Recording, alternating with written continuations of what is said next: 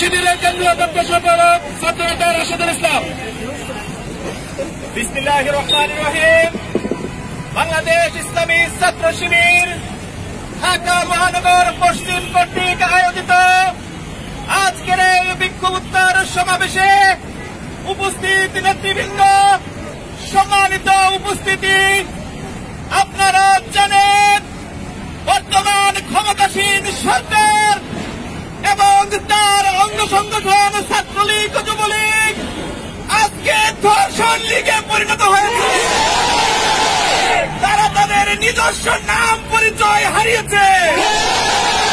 আপনারা খুব দুঃখের সাথে লক্ষ্য করেছেন, গতকাল নোয়াখালীর বেগমগঞ্জে স্বামীকে দড়ি দিয়ে বেঁধে রেখে স্ত্রীকে বিভৎস করে তারা নির্যাতন করেছে।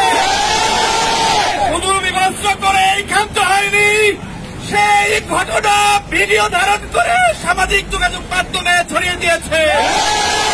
বাংলাদেশ ইসলামী ছাত্র শিবির এই ঘটনার তীব্র নিন্দা ও প্রতিবাদ জানাচ্ছে।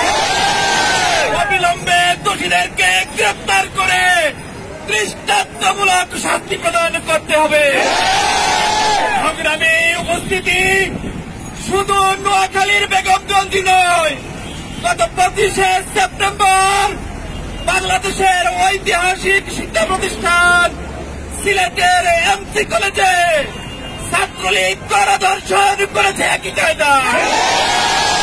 বাংলাদেশের প্রশাসন, সরকারের কর্তা ব্যক্তি সহ সকলকে জানিয়ে দিতে চাই, এই ঘটনাকে দ্রুত বিচারের আওতায় এনে দোষীদেরকে দৃষ্টান্তমূলক শাস্তির ব্যবস্থা করা।